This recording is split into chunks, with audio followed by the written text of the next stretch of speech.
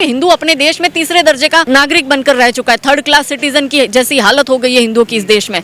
तो यदि freedom of speech है, फ्रीडम ऑफ एक्सप्रेशन है, तो वो दोनों तरफा होगा, एक तरफा नहीं चलेगा। सो कॉल्ड माइनॉरिटी के नाम पर एक तरफ क्रिप्टो क्रिश्चियंस अलग हम पर हमला कर रहे हैं, एक तरफ मुस्लिम लॉबी अलग हमला कर रही है, ये brain dead blood thirsty zombies की गैंग अलग हमारे शोभा यात्रा पर पत्थरबाजी कर रही है। तो उनकी धार्मिक भावनाएं उनकी धार्मिक भावनाएं और हमारी धार्मिक भावनाएं तो खाली टीन का डिब्बा सड़क पर पड़ा हुआ, जिसका मन करा वो आते जाते उसको लात मारकर हटा दे। अगर ये हालत 80% हिंदुओं की आज 2023 में है, तो आप सोच लीजिए 2040 में क्या हालत होगी। सनातन धर्म के अंत की बात, ये कोई मजाक नहीं चल रहा है, कोई हवाई नहीं चल रहा है। They mean it and they will do it, and वो ऑलरेडी हो रहा है। टीपू सुल्तान ने अयंगर्स को मार दिया था कर्नाटक में, आज भी वहाँ के अयंगर्स दिवाली नहीं मनाते हैं। एक दिन में 10,000 अयंगर्स को टीपू सुल्तान ने मार दिया था। तो क्या आप उसी तरह का वही मुगल काल चल रहा है, वही ब्रिटिशर्स का काल चल रहा है? बता दो हमें। श्री कृष्ण भगवान ने कहा है कि अधर्म पर सदैव धर्म की जीत होती है, थोड़ा समय लगता है। वो सामने वाला जो जिहादी राक्षसी स्वभाव के जो लोग हैं वो अपना काम कर रहे हैं, पर धर्म सदैव जीतता है और यही धर्म है। और धर्म हमें ये सिखाता है कि हमें हमारे धर्म की रक्षा करनी है।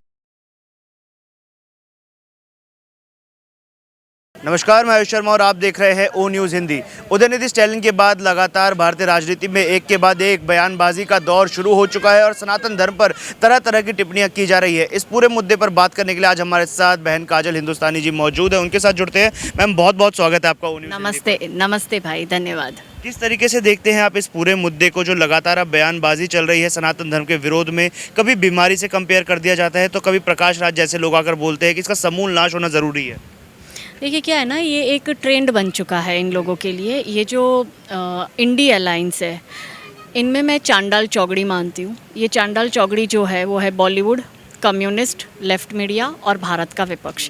ये चांडाल चौगड़ी सदैव सनातन धर्म पर प्रहार करते रहते हैं और बहुत इजी टारगेट भी है, क्योंकि इनको पता है कि सनातन धर्म के लिए आप कुछ भी बोल दो, थोड़ी ना कोई सर तन से जुदा करने वाला है।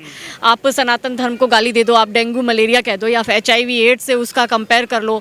फिर वहाँ की जो तमिलनाडु की जनरल सेक्रेटरी है कांग्रेस की, लक्ष्मी रामचंद्रन, वो कहती है हेट मॉन्गर है। उनको बोलो अगर हेट मॉन्गर होता ना तो आप ये बोलने के लायक भी नहीं रहती, आपके मुँह से ये शब्द भी नहीं निकलते अगर ये धर्म जो है वो हेट मॉन्गरिंग धर्म होता। फिर आपने देखा कि DMK के जो पौनमुड़ी है, उन्होंने भी अब सनातन धर्म के अंत को लेकर भी उन्होंने चर्चा करी और फिर इस पूरी डिबेट को ये उस तरफ ले जाते कि हम तो हिंदुओं के लिए बोल रहे थे। इसका मतलब ये है कि आप देश के 80% हिंदुओं को, जो कि मेजॉरिटी है, उसको ख़त्म करने की बात कर रहे हो। मतलब आप वही बात कर रहे हो जो 90 के दशक में कश्मीरी हिंदुओं के साथ वहाँ के स्थानिक मुसलमानों ने और आतंकवादियों ने मिलकर किया था। मतलब आप अब लिटरली पॉलिटिशियन की आड़ में क्या आप आतंकवादी बन चुके हैं कि आप हिंदुओं की एथनिक क्लिनजिंग की बात कर रहे हो, आप उनके नरसंहार की बात कर रहे हो, आप उनके जेनोसाइड की बात कर रहे हो।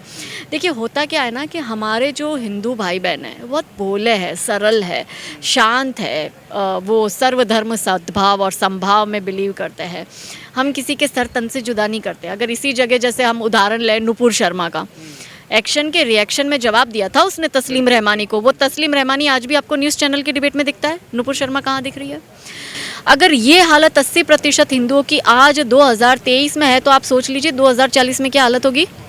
ये सबसे बड़ा प्रश्न है इस देश के सामने भी, और देश के हिंदुओं को अब समझना होगा कि सनातन धर्म के अंत की बात, ये कोई मजाक नहीं चल रहा है, कोई हवाई नहीं चल रहा है। They mean it and they will do it, and वो ऑलरेडी हो रहा है। ये पत्थरबाजी क्या है, ये दंगे क्या है, सरतन से जुदा किशन भरवाड़ से लेकर कन्हैया लाल दर्जी तक के जो हो गए वो क्या है, नुपुर शर्मा बहन को घर में बिठा दिया वो क्या है, आतंकवादियों की जो धमकियां मिल रही है वो सब क्या है। तो ये शाश्वत प्रयोग चल रहा है इन लोगों का कि जिस दिन सिविल वॉर होगा इस देश में, और वो यह लोग ही करेंगे, हिंदू कभी नहीं करता, जिस दिन वो होगा, ये प्रयोग कर कर देख रहे हैं कि मेवात के नूह में अगर एक साथ हमला हो रहा है तो कितनी पुलिस लगी हुई है, कितनी पुलिस है वहाँ पे। तो ये प्रयोग था, इन्होंने प्रयोग करके देख लिया कि भाई पुलिस भी नहीं आ पा रही है बचाने के लिए, क्योंकि संख्या इनकी इतनी ज़्यादा है। तो अगर ऐसा देश भर में होगा तो क्या पुलिस हमें बचा पाएगी? नहीं। क्या ये नेता हमें बचा पाएंगे? नहीं। क्या ये सरकार हमें बचा पाएगी? नहीं। इसलिए खुद को रक्षा करनी पड़ेगी अब। बिल्कुल, जिसको आप एक टेस्ट प्रोग्राम बता रही हैं मैम, उसको अभिव्यक्ति की आज़ादी कहा जा रहा है कि अगर सनातन धर्म पर टिप्पणी कर दी तो ये उदयनिधि स्टैलिन की अभिव्यक्ति की आज़ादी है, अगर सनातन धर्म पर टिप्पणी कर दी जाती है तो ये स्वामी प्रसाद मौर्य की अभिव्यक्ति की आज़ादी है, ये प्रकाश राज की अभिव्यक्ति की आज़ादी है। ठीक है, तो फिर उनको ये आज़ादी मिल रही है तो हमें क्यों नहीं मिल रही है उसके सामने? यदि हम बोलते हैं तो हमें क्यों जेल में डाल दिया जाता है? यदि हम यूनिफॉर्म सिविल कोड को लेकर बात करते हैं कि भारत में मुस्लिम महिलाओं को भी समानता का अधिकार मिलना चाहिए, क्योंकि ये देश तो संविधान से चलता है ना, और संविधान ये कहता है कि प्रत्येक नागरिक के इक्वल राइट्स होते हैं। तो यदि इक्वल राइट्स की बात हो रही है और वही बात मैं महिलाओं को लेकर कर रही हूँ, तो मुझ पर क्यों FIR हुई? क्यों मुझे 5 दिन तक जेल में डाला? क्यों मेरे सर तन से जुदा के नारे लगे? मैंने तो कोई अल्लाह, मोहम्मद, पैगंबर, हदीस, कुरान किसी को कोट नहीं किया था, किसी के लिए नहीं बोला था। तो उनकी धार्मिक भावना है, उनकी धार्मिक भावना है, और हमारी धार्मिक भावना है तो खाली टीन का डिब्बा सड़क पर पड़ा हुआ कि मन जिसका मन करा वो आते जाते उसको लात मारकर हटा दे। अगर ये होना है तो फिर बता दो, और अगर ये नहीं होना है तो फिर ये बता दो कि हिंदू अपने देश में तीसरे दर्जे का नागरिक बनकर रह चुका है, 3rd क्लास सिटीजन की जैसी हालत हो गई है हिंदुओं की इस देश में। तो यदि फ्रीडम ऑफ स्पीच है, फ्रीडम ऑफ एक्सप्रेशन है, तो वो दोनों तरफा होगा, एक तरफा नहीं चलेगा। सो कॉल्ड माइनॉरिटी के नाम पर एक तरफ क्रिप्टो क्रिश्चियंस अलग हम पर हमला कर रहे हैं, एक तरफ मुस्लिम लॉबी अलग हमला कर रही है, ये brain dead blood thirsty zombies की गैंग अलग हमारे शोभा यात्रा पर पत्थरबाजी कर रही है। परसों यहाँ पे गुजरात में अमावस्या के दिन पत्थरबाजी हुई शिवजी की यात्रा पर खेड़ा में 3 हिंदू लड़कियों ने सुसाइड कर लिए। मुसलमानों का इतना उन पर टॉर्चर था, मुस्लिम लड़कों का लव जिहाद की मैटर थी और उसमें लड़कियों ने, और अभी तक गुजरात में 18 हिंदुओं के मर्डर हो चुके हैं। कहाँ है फिर ये सारी आज़ादी का जो ये झुंझुना लेकर घूम रहे हैं, ये तब क्यों नहीं दिखती? और यदि आप टॉलरेंस की बात करते हो तो तब आप टॉलरेंट क्यों नहीं होते? जब आपके एक्शन के रिएक्शन में हम आपको जवाब देते हैं। तो ऐसा है, जिस भाषा में समझोगे उस भाषा में समझाया जाएगा। अगर हम पर 153A लगेगी तो इन लोगों पर भी 153A लगेगी। यदि हम पर 295A 505 लगेगी तो इन लोगों पर भी लगनी चाहिए। और जो कार्रवाई हम पर हुई है वो अभी तक उदय स्टैलिन पर क्यों नहीं हुई? जबकि सुप्रीम कोर्ट का जजमेंट है ना, सुप्रीम कोर्ट ने कहा है ना, सुप्रीम कोर्ट बोल रहा है ना कि हेट स्पीच पर सुओ मोटो करो, तो क्यों नहीं कर रहे तमिलनाडु के वहाँ के लोकल प्रशासन, वहाँ की गवर्नमेंट, वहाँ की पुलिस? बिल्कुल, सुओ मोटो की आपने बात की, और ये हमने नुपुर शर्मा वाले केस में भी देखा था, सुप्रीम कोर्ट ने सुओ मोटो लिया। बात आती है उदयनिधि स्टैलिन की, तो अब यहाँ पर बात कही जा रही थी कि इसकी जल्दी सुनवाई की जाए, तो कोर्ट ने रोक लगवा दी कि कोई जल्दी सुनवाई की खास जरूरत नहीं है इस केस में। कोर्ट ने ये कहा कि भाई प्रोसीजर फॉलो करो। तो ये प्रोसीजर जब सामने हिंदू होता है तो क्यों नहीं फॉलो होती? इसका मतलब क्या है कि हिंदुओं को अपने ही देश में इनकी एक लॉबी अलग एक जगह लीगल एक्टिविज्म चला रही है, इनकी एक लॉबी अलग जगह किसी और ब्यूरोक्रेसी में अपना एक्टिविज्म चला रही है, जुडिशरी में अलग कुछ हो रहा है। तो इस देश में क्या हिंदुओं को न्याय नहीं मिलना है?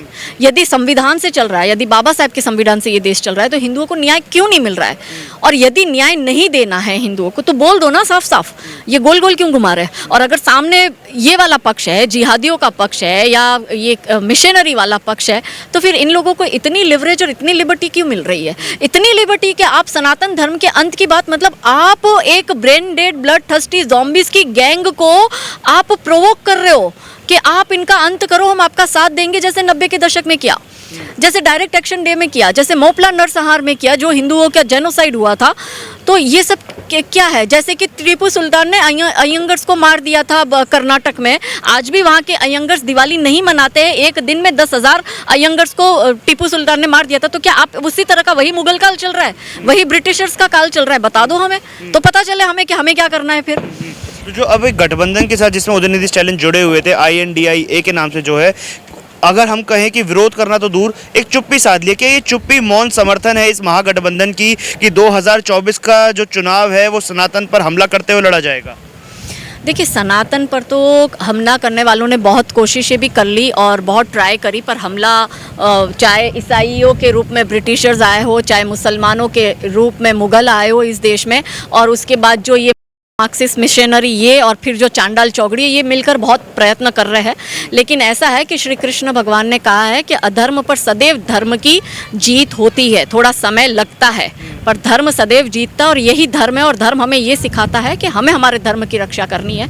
वो सामने वाला जो जिहादी राक्षसी स्वभाव के जो लोग हैं वो अपना काम कर रहे हैं, लेकिन हम भी अपना काम करेंगे। ऐसे सनातन धर्म मिटने वालों में से नहीं, और हमारे जैसे बहुत से योद्धा है जो इस मातृभूमि के लिए, इस धर्म के लिए बलिदान देने को तैयार है। बहुत बहुत धन्यवाद हमारे साथ जुड़ने के लिए। तो काजल हिंदुस्तानी जी इस वक्त हमारे साथ मौजूद थी, और उन सभी लोगों को करारा जवाब आज उन्होंने दिया है जो सनातन धर्म के खात्मे की बात करते हैं और इस पर तरह तरह के बेतुके बयान देते हैं। इस पूरे मुद्दे पर आप लोगों के क्या विचार है, ये आप हमें कमेंट बॉक्स के माध्यम से जरूर बताएं। गुजरात के सूरत से मैं आयुष शर्मा, वीडियो जर्नलिस्ट प्रसेनजीत झा के साथ O News हिंदी।